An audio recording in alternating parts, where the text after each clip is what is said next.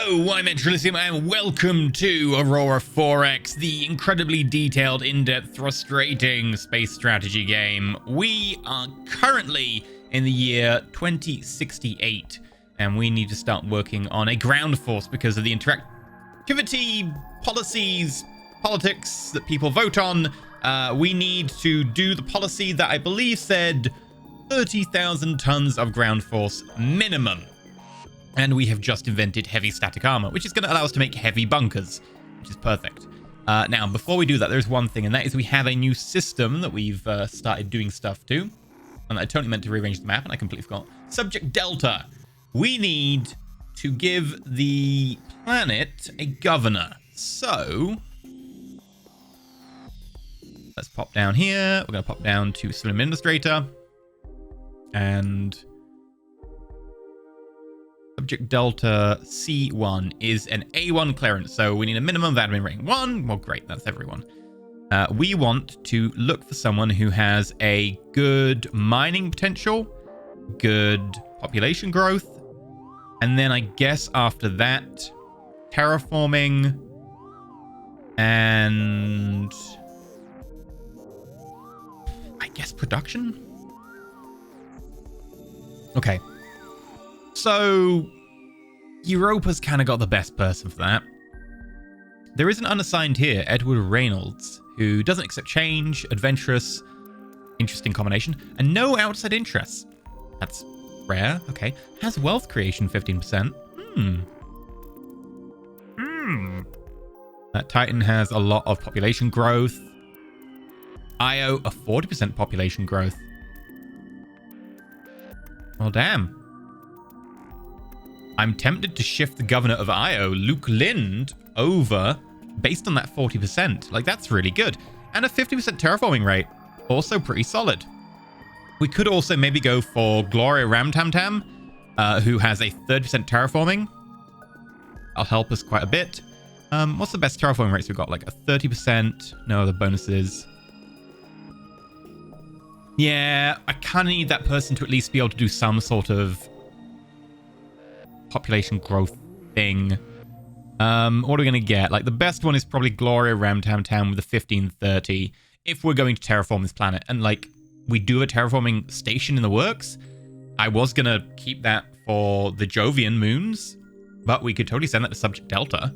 We could be like, hey, this world is much easier to terraform. Why don't we go over here?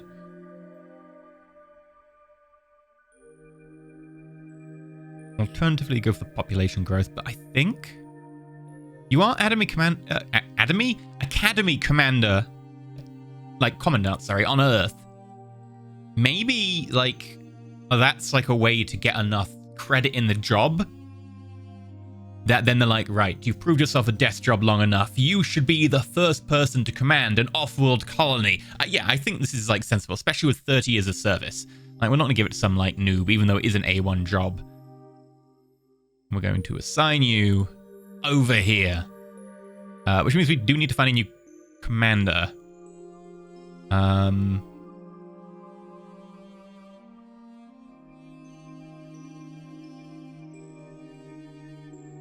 How high a job rank do you need to be? A7. Oof. Oh. Okay, A7. Wow, that's pretty high. We only have one person at A7 rank, and they're busy on Europa. Like, they've got a 35% bonus here. Now, I know you might say, hey, well, didn't Gloria Ramtamtam, didn't she was eligible. Why is she not popping up? That's probably because when she was given the job, I think it was an A5, and that since then, the rating for the job has gone up. So, luckily, I think we can maybe just toggle this away from civilian administrators and we can go and give it to, like, a naval officer, because we do need a few more of them. So let's find someone with, like, the highest rank possible. That's enemies. Maybe a little lower. We do have a couple of Lord Admirals. Logistics and ground support, 5%. Otherwise terrible. Intolerant, courageous, and nature buff. Okay, nature buff. Fair enough. What about you? Determined and courageous. Terraforming 5%, that's really helpful. And fighter combat 5%. I guess the terraforming is important if you have terraforming modules on a military ship. Sure, yeah, that makes sense. It doesn't even need to be a military ship, just any ship. So that is useful, I guess. Let's go lower. Actually, Academy Commandant. How low can we go? You need to be at least an L Pro. The Lord Protector. We accept nothing less. Really? Okay. Yeah, Lord Protector's a rank 7. Okay, what would we accept for Commander of the United Earth Navy?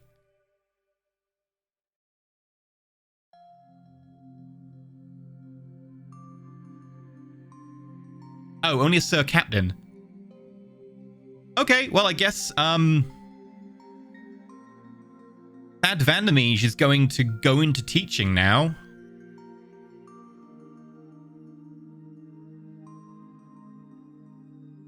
Okay. Ambitious, pessimistic, trusting, and cautious. Very well. Right.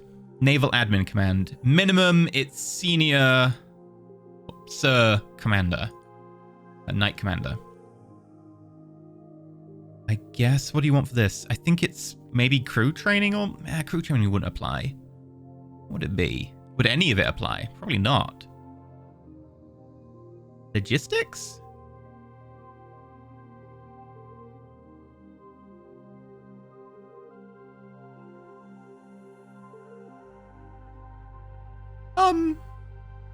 Courageous, impatient, conscientious. A lot of loyalty stars. Oh, right. Sophie Akarin, you were on the Cesium as science officer. You then got promoted to being commanding officer of your own survey vessel, the Radium. And then you got promoted out of that job because you got promoted above the pay grade. And you've been promoted to Admiral since. I think you're perfect. Like, you were a science officer on one of the very first survey ships to leave the solar system. Then you commanded one of the survey ships. And then you went even further. I don't think anyone can really match that in terms of a really cool story. Yeah, you should now be in charge of the United Earth Navy. That makes sense. I like how that melds the story. That's just really cool. Okay. We will close that. Now you're done. Let's go have a look at ground forces. I don't actually need to go to Sol, but I'm going to do it anyway. Right. So, this is the ground force window. We're going to be creating ourselves some lovely ground forces that are going to be able to defend us if everything goes terribly wrong, which it probably will do at some stage. Not like, you know, we haven't had a lot of interesting stuff already with Lewis and Dracon and Jazza and Unique Fossil and Davit. Yeah, it's been a busy neighborhood. So, first things first, we're going to go over to unit class design. This is where you design your individual, in inverted commas, units. Now, I don't mean unit like a squad of people. Like, yeah, my unit's really cool. They operate together. I mean, like, unit as in, like, a single item. Like, the smallest you can go. A unit is a tank or a person with a gun. Like, we're talking individual unit. It also does mean a group of people working a machine gun, because it's the smallest you can go before they can't really work a machine gun. So, we're going to start producing some of these. Now, we're going to design some. We have static, which is the bunkers and stuff. This is defenses. They can't really attack. We have medium vehicles. Since we have this at game start, a medium vehicle is probably like a main battle tank or something. Light vehicles, APCs, or maybe jeeps, that sort of thing. And then infantry. Those are your people. Now, we have got powered infantry armor, so our infantry are pretty cool. But we've also got different armors of things, including the heavy static armor for our bunkers. I don't necessarily need to be bunkers. They're just static. It just means they can't move. We could call them, like, towers, or they could be silos, or whatever. But for now, we'll just probably go with bunkers. Simplicity. So we want our bunker to have heavy static armor. So the stats for this is the size, right? And size is measured in tons. Not that tons is a weight unit in this game. It's meant to be a volume, but that doesn't work because the thrust calculation involves thrust and tons, which, you know, that's mass, so that volume isn't part of the thrust calculation, so it doesn't work. But whatever, this is the size. You are allowed a certain size, and certain sizes fit in troop bays, etc. You know, obviously that's how this works. Hit points. This is the hit point. I think it's a multiplier, or is it just straight up hit points? I think it's a multiplier. I think it's times by 10 for some reason. I think you get like 30 hit points if you get 3, and you have 10 hit points if you have 1. Yeah, look down here, it says 30. This might be multiplied by like a racial trait of some kind. Then you've got slots. This is like how many weapons it can have. If you look at the medium vehicle, it can have any of these, and then it can have another one. If we have a look at the light vehicle, it can just have one. Same for infantry, same for static. Hit mod. So this is the amount you multiply their chance to hit you by. So if they shoot at my static and they have like a 10% chance to hit, they will have a 10% chance to hit. If they shoot at my infantry with a 10% chance to hit, they actually have a 6% chance, because it's actually kind of hard to hit an infantry. Like, they're pretty small. Light vehicles are even harder to hit. So, you know, they'd be a 4%, you know. 0.4 is pretty good. Medium vehicle, kind of like hitting infantry, you know. Static are easy to hit because they're stationary. Obviously, there are bigger vehicles. You can get heavy, super heavy, and ultra heavy. Those might be like mechs or something, or titans. So it's easy to hit a bunker. However, this is made up for the fact that max fort, this is the max fortification level that you can actually like take this to. If you start having construction units that help entrench you, they build like walls of sandbags and trenches and barbed wire, and, you know, they make it harder to really attack your position. Provided you don't like leave your position, provided you stay, you know, where you are, they can get fortified up to 6 times. I think that means they're 6 times harder to hit. So if we're going to defend ourselves, which this unit is for, like this is going to be for defense, we want to really be using infantry, because you can, you know, easily fortify an infantry, or we can use a bunker, because you can easily fortify the bunker. You can use vehicles as well. In this case, we're going to want to use our static bunker. We're going to want heavy armor. There is no difference in size. It is just a difference in production. Like if you look down here, development cost and the vendorite and the cost here, they all go up by 3 times. But we do get 3 times the racial armor. So armor's 10, armor's 30. Now they need to get through armor before they can actually hurt us. You can see that on the weapons. So we've got the size, like obviously bigger weapons are going to add like more size. AP, that's how much armor they defeat, damage, how much hit point damage they do, how many shots they fire. Like this is the number of times you'll get a chance to hit. Obviously, a crew served active personnel doesn't like only fire 6 shots, but it fires like 6 bursts, I guess is the way to put it. And then GSP, and this is how much like ground supply units they need. Bigger weapons generally need more. So we're going to make an MG bunker. It's going to have a machine gun. So we're going to have static, heavy static armor, crew served anti-personnel weapon, which is a machine gun, AP 6, damage 6, shot 6. It's really good at mowing down infantry. And we are going to name you a heavy MG bunker. And we don't want to avoid combat. We want you in the combat. It's great. It will be pretty expensive. Like, it's got heavy armor, not light, but whatever. We're going to instance. Again, we can create and then we can research it, but I, as you know, don't really like doing that. It's just hassle. So I'm just going to hit instant. So now we understand how to build a bunker. We're going to make another variant of this. This is going to be a medium anti-vehicle. We don't have heavy anti-vehicle weapons or anything higher than that. Sadly, we're stuck with medium. That's fine. And we will call you a MAT, medium anti-tank bunker. And then we'll just instance this again. Great. We've got ourselves a couple of bunkers. Those are going to be handy. What do we need to support those bunkers? Well, it'd be kind of nice if we could have, say, someone who would be able to look at the enemy and say, oh, we've got ships in orbit. We've got enemies in front of us. Ships in orbit, enemies in front of us. What if I call in their position and then the ships can shoot them? And we can do that. We'll go infantry, and it's the forward fire direction, which is 60 tons. It's big.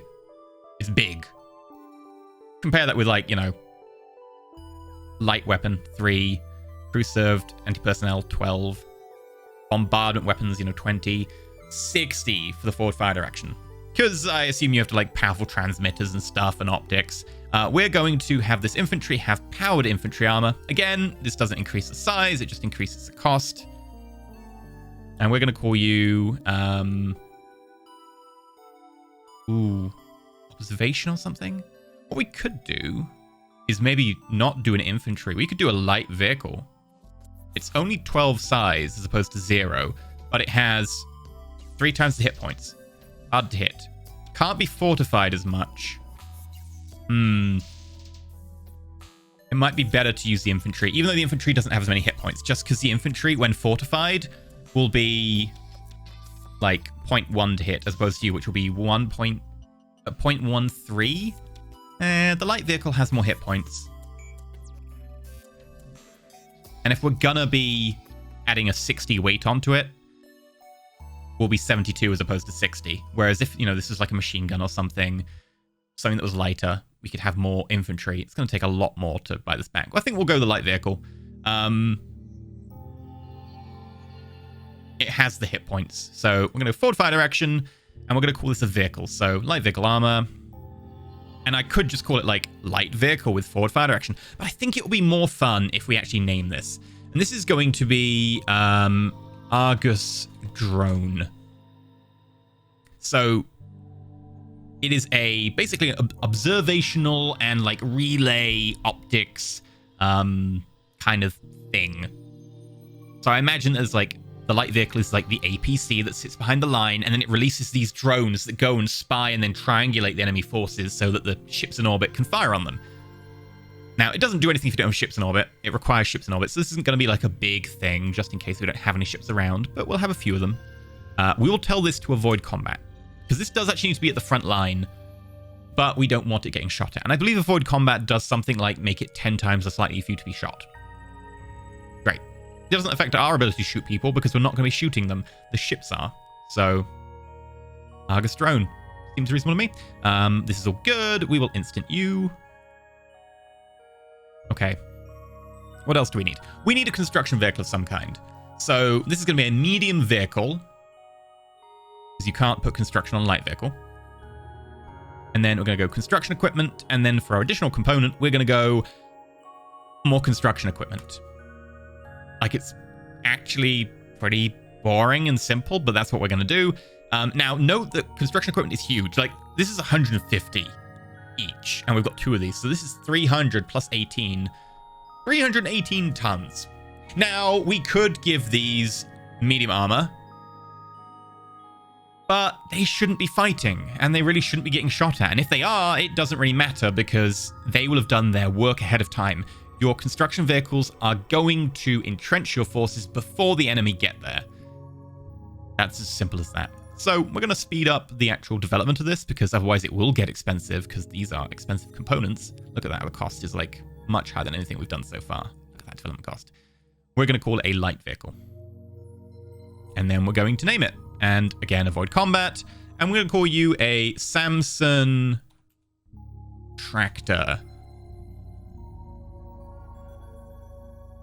Okay. And that's good. Now, we're not going to build like a tank or anything, because honestly, on defense, they aren't as good. We're not going to build anything particularly fancy like that for now. We'll build them when we build an attack force. What we can do is maybe get ourselves a headquarters unit. And again, we could be using infantry for this, but the light vehicle with the extra hit points, I think, is probably worth it.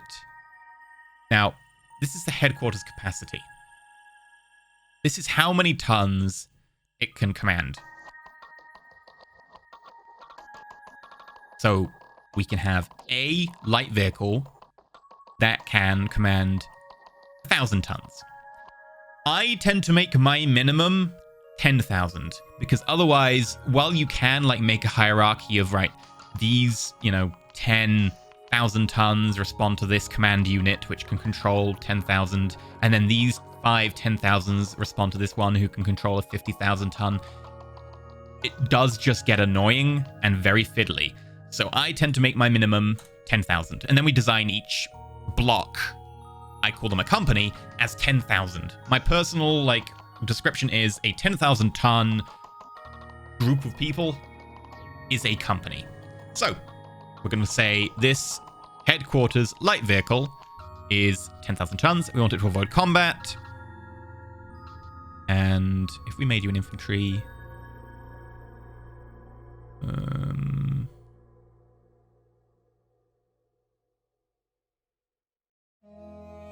the expense is a bit more.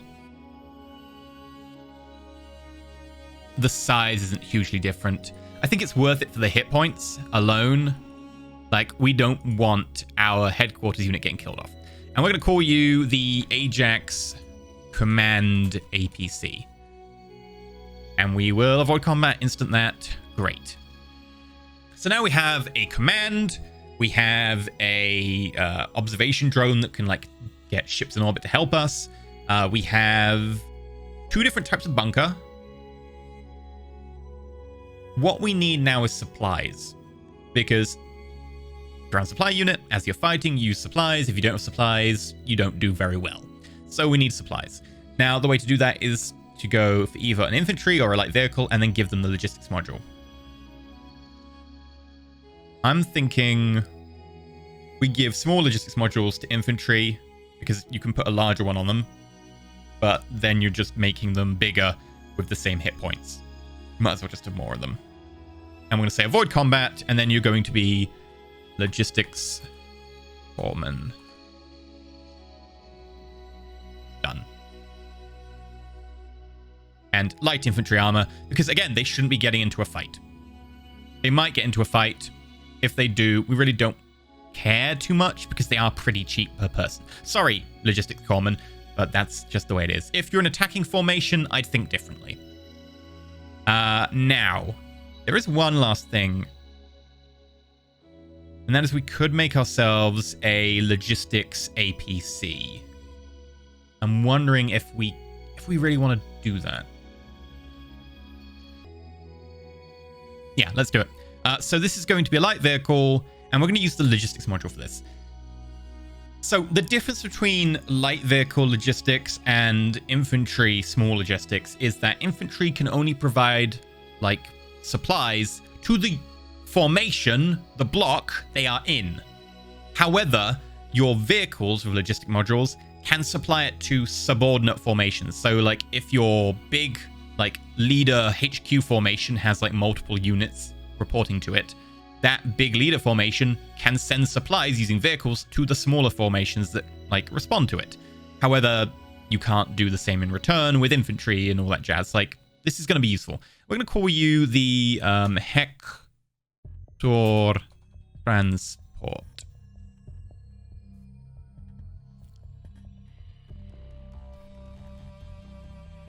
Logistics transport? Just transport? We'll just go with transport. I have a naming convention, by the way, which is that vehicles get names. I believe Samson, strong hero dude in the Bible, is a construction tractor. Ajax, Greek hero general, I believe led the Battle of Troy for the Trojans. A command APC. Argus, I think that was the giant. It was a giant in Greek mythology who had, like, many eyes or something. And then Hector fought in the Trojan War. So, kind of naming them after, like, important mythological, like, heroes and stuff. Now, there is one last thing we want to do here.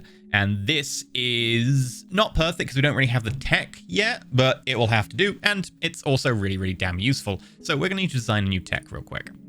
And this is, we're going to make an STO, which is a surface to orbit weapon. And these things can be incredibly scary. So we're going to go and we're going to get a new type of laser. Now, sadly, our lasers are a little bit limited right now. Our tech is not amazing. Like, we have visible light instead of infrared. We have 12 centimeters instead of 10. Our capacitive charge rate is doubled, admittedly. That's very helpful. And we've got standard size and recharge rate, standard mount. So we have a damage 4 laser that will fire every 10 seconds. If we make it smaller, it gets damage 3 that fires every 10 seconds. All right. Well, that's not great. So we're going to go for the damage 4.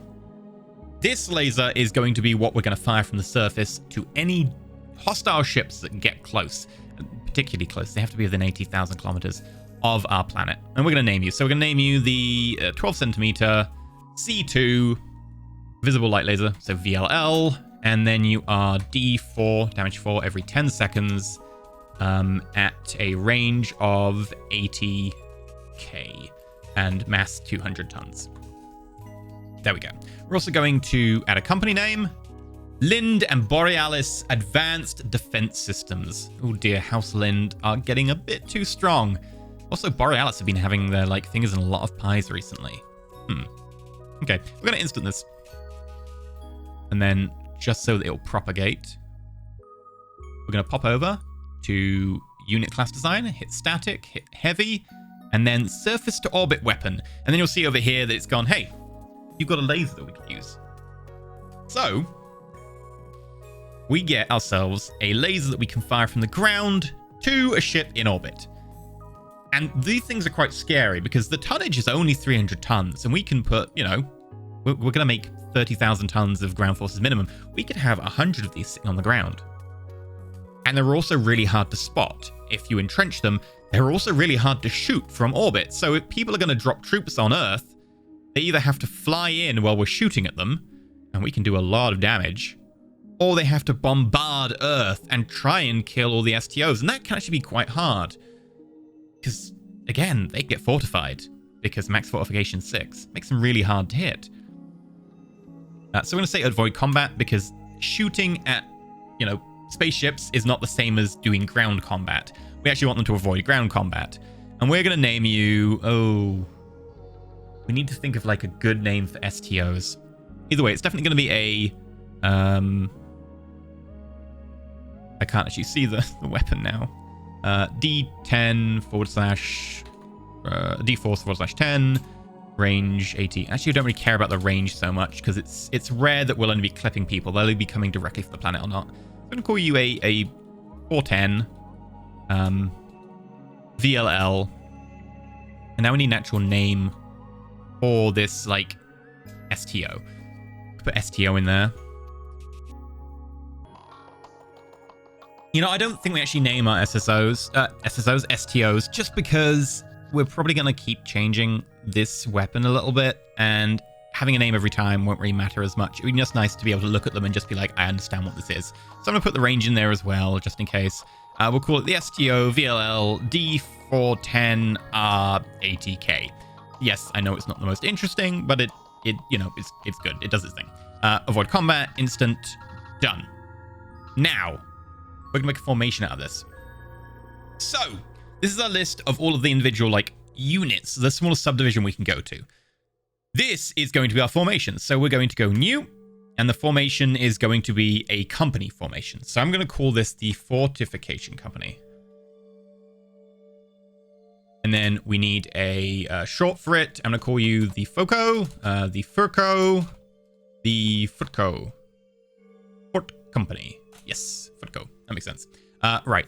Add unit. We're going to change this down to just 1. And we would like to add 1 Argus command. And you can command up to 10,000. So, bam. You can command what we're going to do here. Then we're going to add some MG bunkers. We're going to add, let's add the rocket bunkers to this. We'll have 36 of those. MG bunkers. Let's go for 192. Okay, you can see that our size is already 6,254. Let's add 4 Argus drones. Only 4 of them because they are pretty chonky, and we can't guarantee we're gonna have ships in orbit. Because either enemies land on Sol and we have to then try and beat their fleet and then defeat the ones on the ground, or enemies land on Sol and they also have control of the space, which would also be pretty bad. So I'm going to say we add 4 of those. Now here's where it's going to get complicated. We need to have some Samson tractors, and they are huge. So I'm going to say 4 of those.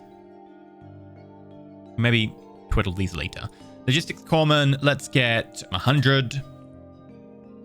And then the STOs. Let's just get 4 for now. Oh, this kind of works perfectly. I don't think there is anything we could get. We could get like 1 logistics corpsman, I guess. Okay. The logistics core gives us 10,000 GSP to spend.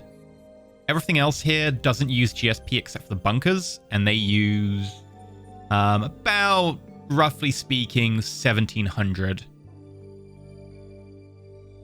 Okay, we've got 4 forward fire, we've got 4 tractors. The tractors are going to do a construction rate of 0.4. That depends on our construction technology for our ground units. Like, we can get a better construction tech rate. We have 4 STOs, we've got 4 Argus drones.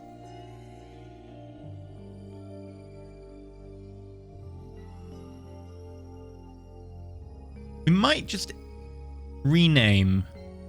We're going to call you Fortification Company. And then we're going to put a letter in here, which is going to be F for Fortification, and then probably B for Bunker, or like an M for Mixed. Yeah, FM, because it's mixed, because it's got some of everything. Yeah. Because we might later on want to have a fortification unit that is focused around having more STOs, like, hey, they can't get to our planet, they can't attack us, we can shoot them before they get here. Or we might want one that's more focused around just bunkers or something like that. Or maybe a pure construction one to help with the construction. But I think this is actually good. I was just typing these numbers in, and actually I think this is actually one we can stick with. Unless we're going to like reduce the number of logistics corpsmen or something to be able to up something else. But I think, honestly, we'll just make this 101, and I think that puts us at 9992, and we've got nothing of weight 8 or less, so that's actually good. So this is our formation. We can select the default rank, which wants to be Lord Protector? No? That's a bit high. Why were you thinking Lord Protector? Can I see your logic behind that? I wish I could see your logic, which I can't do. This is all the info we have here. Huh. Okay, well, we're going to set that up. I do want to quickly check what rank it should be. So let's have a look at our ground forces. We don't really have anyone of particularly high rank. We've got 2 colonels, 6 knight captains, 18 captains, and a load of knights. I don't think we can give a knight control of 10,000 tons. It might have to be a captain. I don't think we can really afford to go higher, as much as I do want to go higher. I want to say like a 10,000 ton is a knight captain, and then a colonel is going to be 50,000 tons. General, probably going to be 250,000 tons. I'd rather be like colonels 10,000 tons, but that's not going to happen. We can maybe change that later. This is a reserve, kind of like fortification company. It probably shouldn't be as elite. So I think for now, we maybe say we'll give you 2 knight captains, and then we'll see if we can have any wiggle room. Because it's likely that we will have, you know, captains and knights in charge of things, but they're going to be like boarding units and stuff, which you can do. Very, very small elite units. So fortification company... change rank, and we're going to go down to Knight Captain.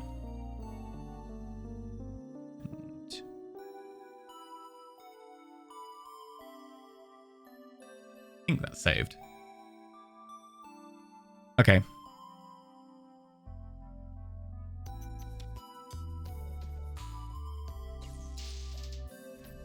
Only worry because it goes back to Lord Protector, and I'm like, were you intending to be Lord Protector? Okay. Let's close this up. Let's go over here. We'll go to ground unit training, and then we go like 5 seconds. There we go. It's refreshed. Fortification company. Let's create 1, 2, 3. Now, it did say to have 30,000 tons. I don't know if it meant legit tons or whether it meant, you know, ton units. Like, each of these is basically 10,000 tons. But since we might as well, I think we're actually going to go to almost 50,000 tons. Now, they aren't going to be built until 72. That's, you know, that's just the case. You can't speed up production. They are 1 per facility. we can't, say, have 2 facilities working on them to speed things up. Like, if we halve the size, sure, but I don't want to have to deal with 5,000 ton units. And the policy merely said we need to start making them. Didn't say that, like, they should be done by this date or anything. We need to just build them. So we are building them.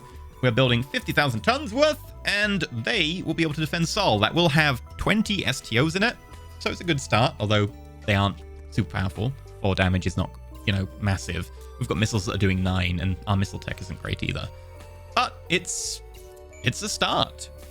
It is something that we can look back and go, you know, this is actually legit useful.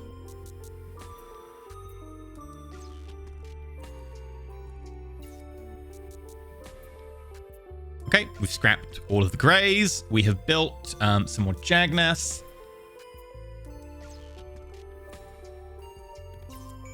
Got the 28 and the 29. Oh, did I not build the 30?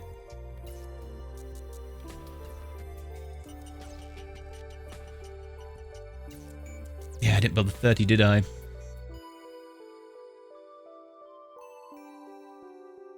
How long will you take to be built? Half a year. Ugh, fine.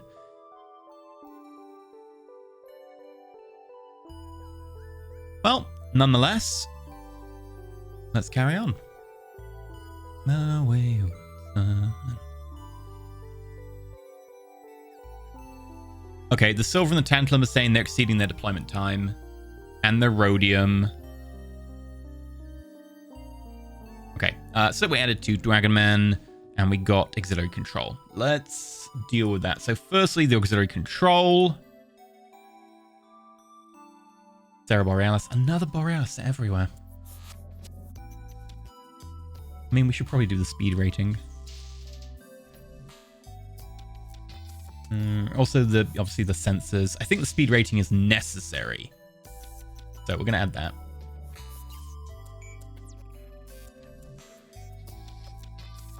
And then Dragonman Marine Group.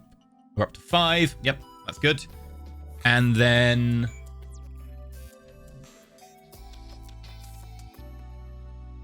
we need to have a look at the map and say, are we going to bring some of these people back?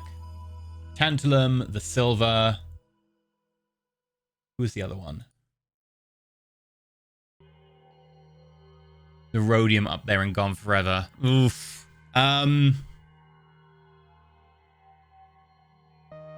Yeah, so if we bring the silver back, we have to bring it back in a very interesting way, because we can't go from Yabashido to Tholius.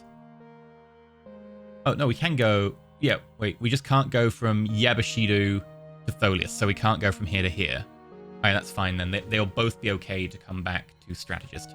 Right, okay, in which case we need to bring you back, Tantalum, and the silver.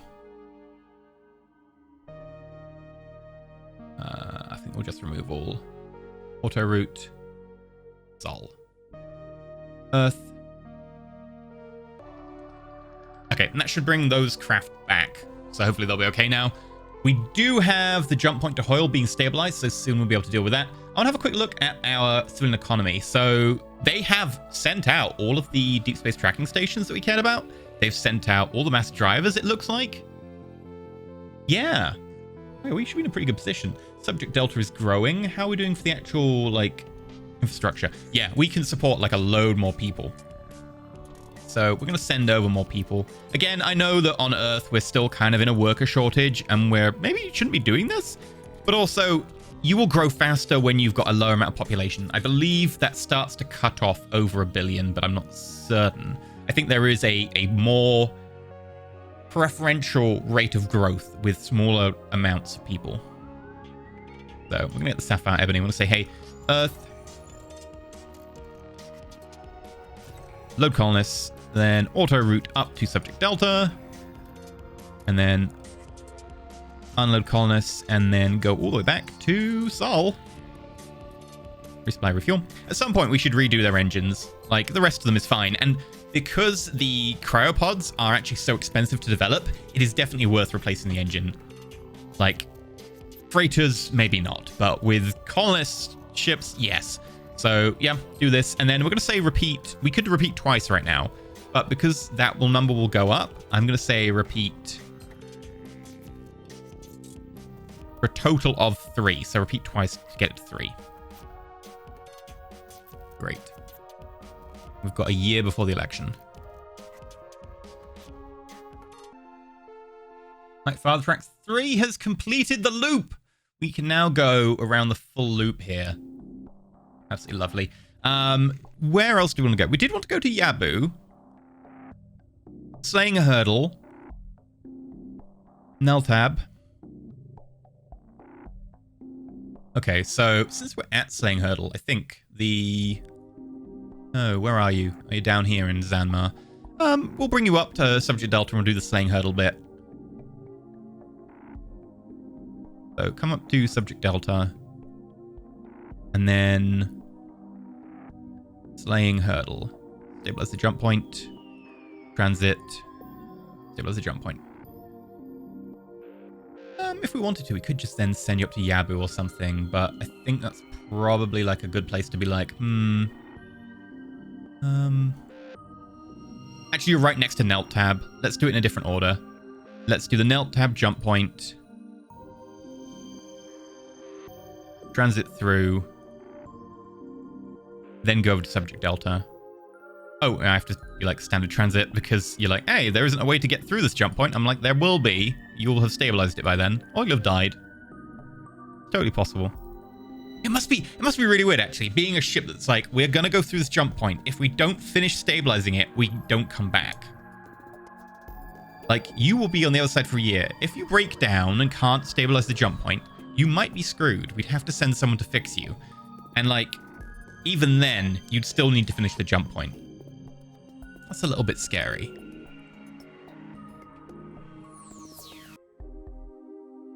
All right, the Jagnath is now built. We have ourselves, if we refresh, cargo fleet.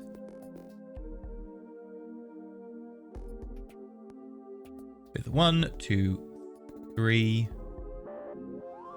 Where did we put the other 2? Oh, they're in battle fleet. Of course they are. Okay, let's just drag them into cargo fleet. Then we'll detach you. Rename, and you're going to be... What are you called? FT Jagnath times 10, 3. And what we'll do is we'll be picking up auto mines, and then we'll ship some of them through to Hoyle. In fact, let's look at what you want to do in Hoyle. Hoyle.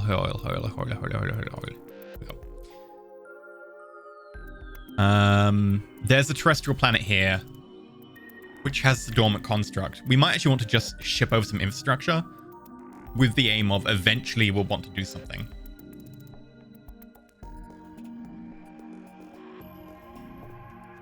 There is a terrestrial world out here that we might want to do something with. Again, the colony cost is a little bit on the higher side, and the moon over here, similar.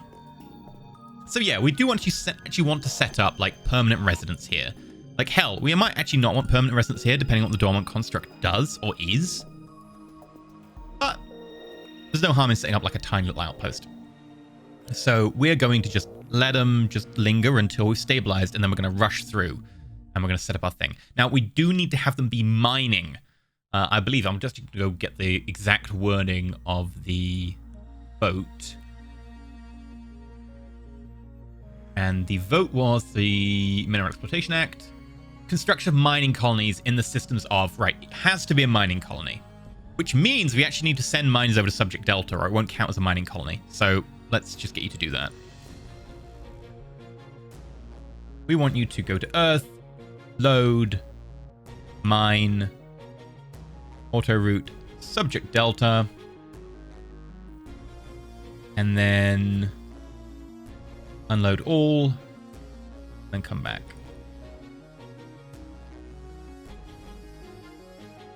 Okay, that'll take 87 days. Drop. By then, you might have stabilized the jump point. Seems like a good trade. Okay, it's done. We don't have much time, but Father Prax has completed orders, and it is now just chilling. We should have the jump point to Hoyle set up. Okay, now, thankfully, I've actually prepped a few things. So, the Sapphire Ebonies are almost back at Earth. They're going to take 22 days. The Jagnaths here are already loaded up with both infrastructure and mines. So if we go through to Hoyle, and then Hoyle A2, I believe it's Hoyle A2, right?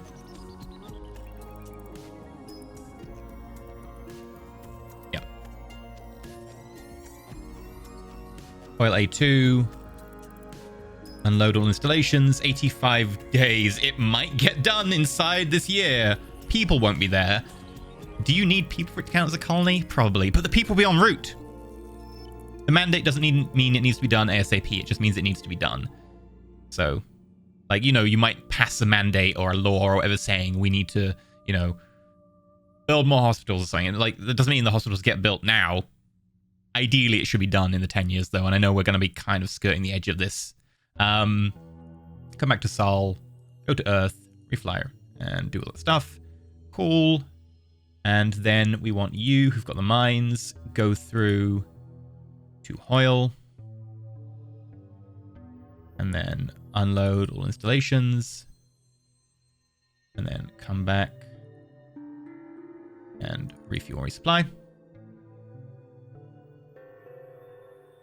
The only issue is the Sapphire Ebonies.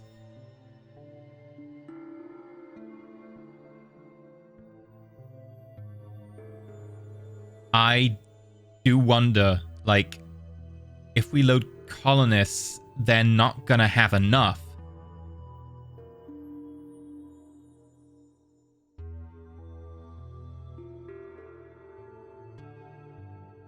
Yeah, if we have actually, we're going to have too many. Like, we're going to put down colonists and half of them aren't going to have homes.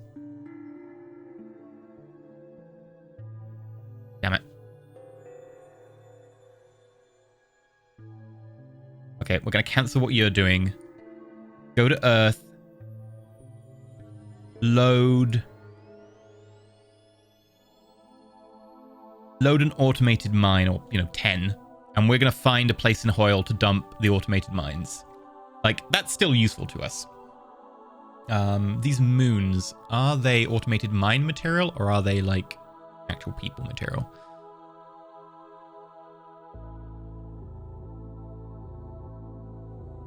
So the moons we've got down here are all, like, vaguely livable. This one, less so. It's light, low gravity. So, probably maybe just target that with automated mines. Yeah, Moon 4. Okay. Load automated mines. Go through to Hoyle. Target Moon 4. Unload all installations. It took 115 days. Oh, I don't know if that's going to be done inside the year. It'll have to count. Okay, and then refuel. If it goes wrong, blame the Alliance of Sexy Scientists. That's all I'm saying. Right. We also need to give the Father Prax an order. I don't know if I can really give you an order to expand this way. Like, we do want to take advantage of Sleepy Zoe. That sounded very wrong. Because it's got a habitable world, presumably provided, it's got minerals, etc. We're going to wait until the stuff is done to actually, like, have a look. I think we'll probably bring the Father Prax back to Sol. So, come back to Sol, Earth, and just refuel.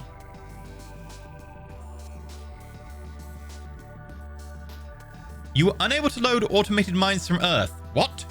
Oh, I didn't unload you first. Earth, unload all installations. Load. Automated mine. That was a rookie mistake, Hoyle.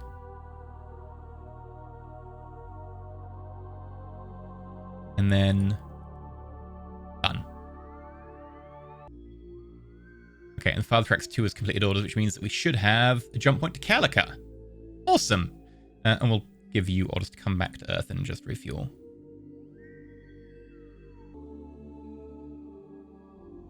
Alright, and we got a buff to our terraforming rate, which is nice. Again, not going to use this immediately. We're still waiting on actually building that terraforming base, but if we have a quick look at biology, we could get that point... How many zeros is that? 0.00032 up to 0.0004. So we'll at least get someone working on it. Yeah, actually the promise didn't mean to be fulfilled by the end of the year. It needed to be filled by the end of the term, which is inside this year. So technically any time this year. So the Jagnuffs have just done their trip with infrastructure and stuff. We should see if we actually have a look down at Hoyle now. Hoyle.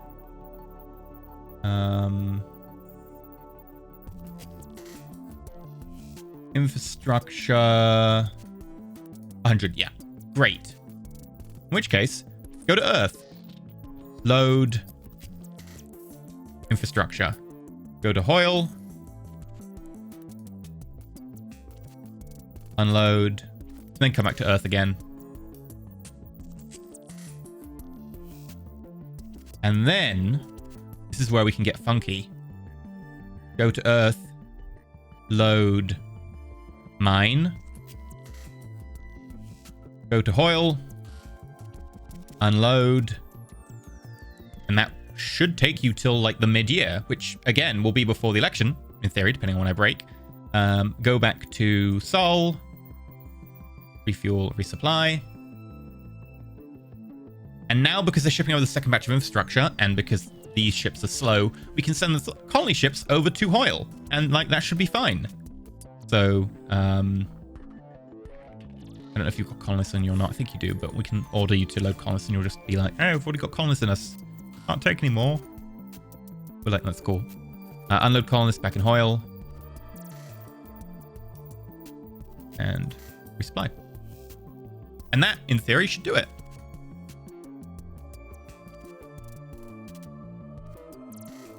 A lot of trade goods going on. It means the merchants are doing a pretty good job. We can actually start giving them more orders, like go over to Hoyle and do stuff.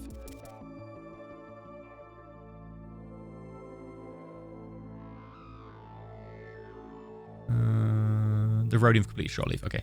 What we're going to do, actually, yeah, we'll do that. We'll go to Hoyle and we'll say, hey, civilian economy, preach, sure, can I have some more? We'll say, give us a deep space tracking station and give us a deep space tracking station for both of those. Then we'll also say, hey, I would like a mass driver on each of the planets and the moons. And then, you know, the valuable asteroids, we could potentially do that, but we might want to just use an asteroid miner at some point. And that should do a good job. We should see them getting delivered, or we'll probably see them more likely disappearing on Earth. Yeah, 4 assigned. The Thulium is saying, hey, dude, can I have a job? And I'm going to say, yes, you may.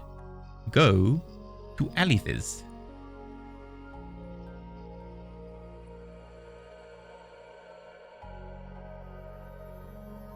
And we got our turret tracking speed 4000, which is way ahead of the other, which is, I think, is the speed of our tracking for beam fire control thing. Let's go have a look at that. So that was Rachel Haley. Energy weapons. Yeah, maybe the time's now to start working on next tier of energy weapon. Let's go up to 15 centimeter laser. Only 3 people working on it, so, you know, it's not like it's going to happen super quickly. And the magneto drive should... the magneto plasma drive, not just the magneto drive. I'm not naming them after X-Men. Should be ready in November. I think that's probably where we'll break the episode. Because that means a whole slew of new options will be out. We got orbital habitat module.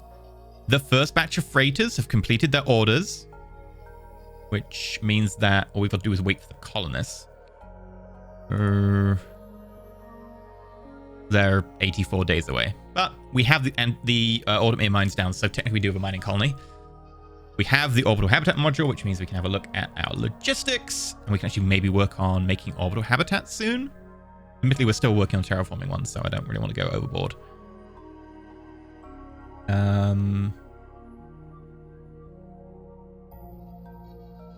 Fuel storage, refueling hub. That seems to be the one we'll go for in that order. I would like to speed this up. I'm actually going to cancel terraforming rate now. We can always change that later, and we'll give the research lab over to you.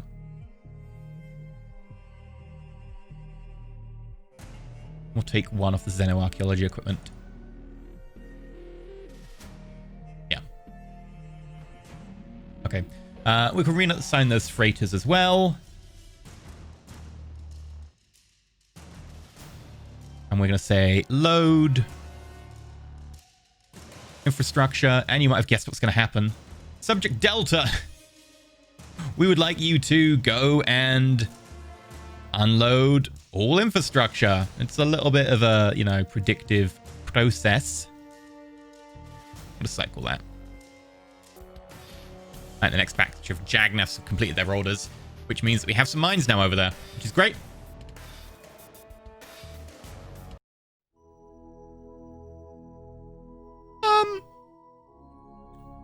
We'll honestly probably have you working on more infrastructure.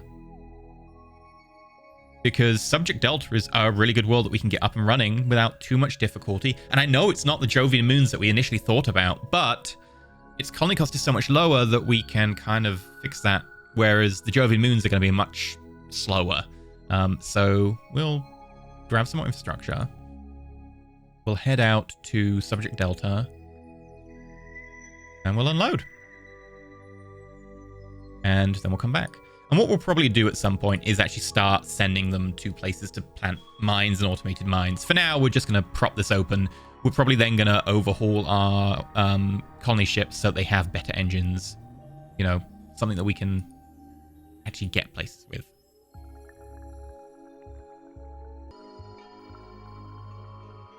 Right, the colony ships completed their orders. I'm just going to have them sit there because we're going to start overhauling them when we have the new drive technology. Completed our production of naval shipyards. We're starting on the fighter factories. And there we go. That's the magnetoplasma drive, which means that the last action for today is going to be looking into power propulsion and changing this up. And one of the things I kind of would really like to grab is getting a large engine for our freighters. We can go from a 60 hull size to 100, which is going to mean the difference between a 3,000 ton engine and a 5,000 ton engine, and will be a good chunk more efficient. Now, the question is, how fast can we do this? Is it worth waiting on doing the upgrades? Probably not. No. If we're upgrading in place, we'll probably want to just replace the 3,000 ton for another 3,000 ton, and it will take 2 years. So we're going to ease off a little bit on this. We're going to make this a more long-term goal. Give it like 8 people. We're going to kick some into the fuel storage, make that 8 as well. Maybe boost the work on the new missile. Boost the laser a good chunk. That way we can maybe work on a new laser ship. And you know what? Let's chuck some armor. So this armor will actually be done in 76 if we wanted. Yeah, that seems pretty reasonable. Maybe that's the point where we can start aiming for like having capital ships. New armor. Got the better engine. Seems like a good time to really get in on the action. So we're going to end it here. Hopefully you've enjoyed this episode. If you want to get down on the elections and the policy voting and all that jazz, head over to the Discord, link down below. It also gives you access to my announcement channel where I post all the videos and streams, and that way you don't have to rely on the sub feed on YouTube. But if you do want to, you can go down and subscribe, hit the bell icon, and also, which is really helpful, like and comment on the video, because YouTube's algorithm requires it for the algorithm gods. I've been EnterElysium. We're finally stepping foot beyond the solar system proper. And that probably means that we're going to be coming into all sorts of, I want to say, confrontations with aliens who probably don't want us to be there. So, stay shiny.